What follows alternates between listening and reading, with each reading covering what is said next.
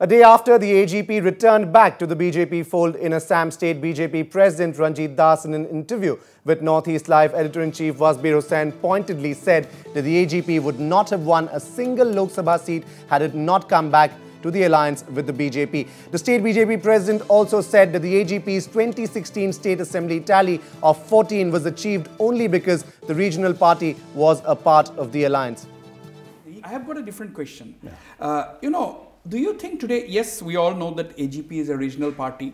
A lot of people, have an emotional attachment with the AGP because it was a product of the 6-year-long Assam agitation. We all know, you and I know. Now my question is, do you think as a political leader, the AGP survival depends on the alliance with the BJP? क्या AGP अपने आप survive नहीं कर सकता है? नहीं, ये तो देखिए अभी क्या डेमोक्रेसी में तो अभी तो नंबर का खेल है। अभी सिर्फ आइडियोलॉजी का बात बोलने से, सिर्फ पार्टी को रखने से कोई तो काम में स्वतः तो ऐसे बहुत पार्टी फॉर्म किया है आसाम में। इलेक्शन का टाइम में तो एवरी इलेक्शन टाइम में पास है तो ऐसा पॉलिटिकल पार्टी का फॉर्मेशन होता है, लेकिन all depend on the democracy and the numbers. अगर वोट नहीं मिलेगा तो सर्वाइव कैसा होगा?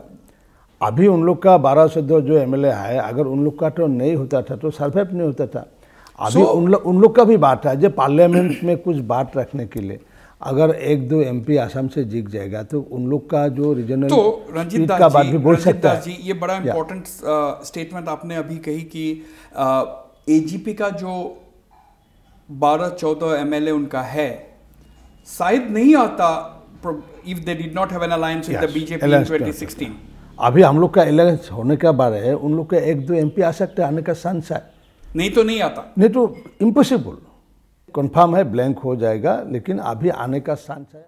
Ranjit Das said the return of the AGP to the BJP fold is a part of the national strategy of Rainbow Alliance in Assam and it would help prevent split of pro-NDA votes.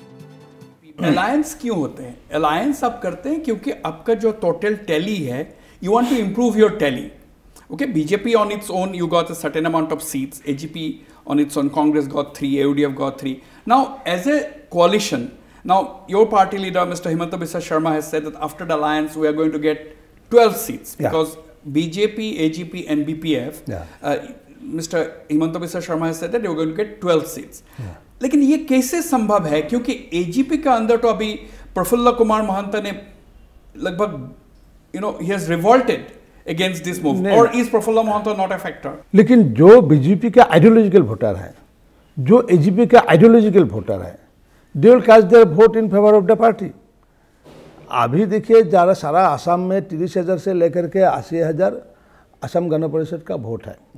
पिछले time हम लोग बरपट each constituency में in each constituency in each constituency एक constituency में 30,000 से लेकर के 80,000 minimum पिछले जो स्टैटिस्टिक्स मिला है, पिछले इलेक्शन में जो मिला है, the statistics show that they have the some votes particularly between 30 to 80,000 depending on constituency minimum. Okay, ऐसा रीजनल फोर्स का ऊपर पब्लिक का थोड़ा परसेप्शन कोई अलग होता है क्योंकि नेशनल को तो देखता है, सारा इंडिया में देखता है, इसलिए एक अच्छा मैसेज भी चला गया सारा इंडिया में भी और वोट स्प्लिट होने से बच गया।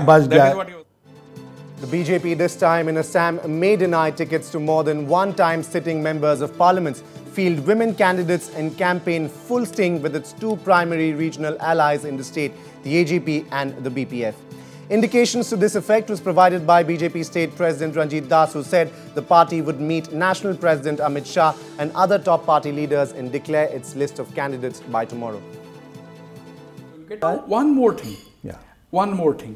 Now, अभी कोई पार्टी है जिसका प्रार्थी नहीं मिल रहा है, शॉर्टेज है, लेकिन बीजेपी में थोड़ा सा दिखाई दे रहा है कि उल्टा है, क्योंकि इन एवरी गुवाहाटी में आपका 3-4 people are expecting the tickets. Same is the case in Nagaon. Same is the case. So, are you having a problem of Guwahati में हम लोग का 15 एस्पायरेंट ने अप्लाई किया। अप्लाई नहीं, सिर्फ सबसे अधिक कौन सा कंस्टिट्यूएंसी में सबसे अधिक? गुवाहाटी में है 15 उन लोग इससे बैक किया है। और नेक्स्ट कौन सा जो जैसा कुछ तो हम लोग लीडर है, हम लोग के ऐसे सिस्टम है आफ्टर 1996 का बाद ऐसा हुआ है कि हम लोग अप्लाई करने का कोई ज़रूरत नहीं होता है।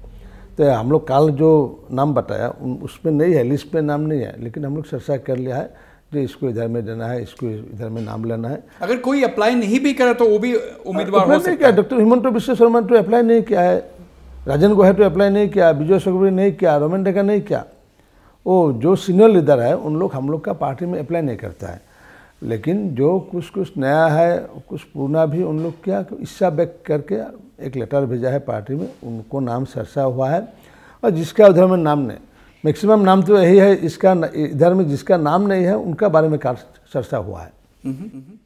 तो महिला कैंडिडेट क्या आपका रहेंगे? New women candidate? हाँ, श्योर दिस टाइम।